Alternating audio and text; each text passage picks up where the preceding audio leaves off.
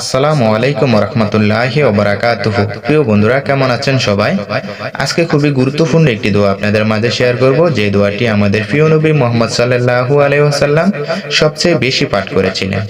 তাই অবশ্যই দোয়াটি সবাই মনোযোগ দিয়ে শুনবেন এবং মুখস্থ করে নেবেন। আমি স্ক্রিনের উপরে দোয়াটি লিখে দিব। এই দোয়াটি পড়লে কি কি উপকার পাবেন?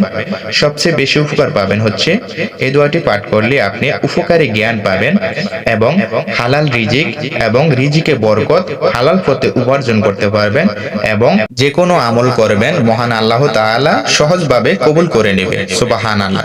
তাই অবশ্যই কেউ এই দোয়াটা মিস করবেন না।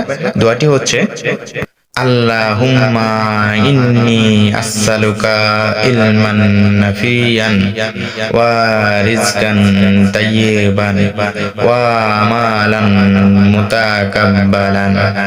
এই দোয়াটির অর্থ, হে আল্লাহ, আমি আপনার কাছে চাই উপকারী জ্ঞান, শুদ্ধ জীবিকা এবং গ্রহণযোগ্য আমল। সুবহানাল্লাহ।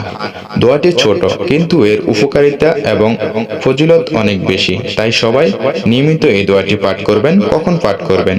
আমাদের প্রিয় নবী মুহাম্মদ সাল্লাল্লাহু আলাইহি ওয়াসাল্লাম ফজর নামাজের পর এই দোয়াটি পাঠ করেছিলেন। তাই অবশ্যই আমরাও চেষ্টা করব যে ফজর নামাজের পর সময়টাতে বেশি বেশি করে এই দোয়াটি পাঠ করার জন্য। তো ভিডিওটি ভালো লাগে থাকলে অবশ্যই একটি লাইক, আর এমনই নতুন নতুন ইসলামিক ভিডিও পাওয়ার জন্য প্লিজ আমার এই ইসলামিক উইথ তারেক হোসেন চ্যানেলটিকে সাবস্ক্রাইব করে দিবেন। সবাই ভালো থাকবেন, সুস্থ থাকবেন। আল্লাহ হাফেজ।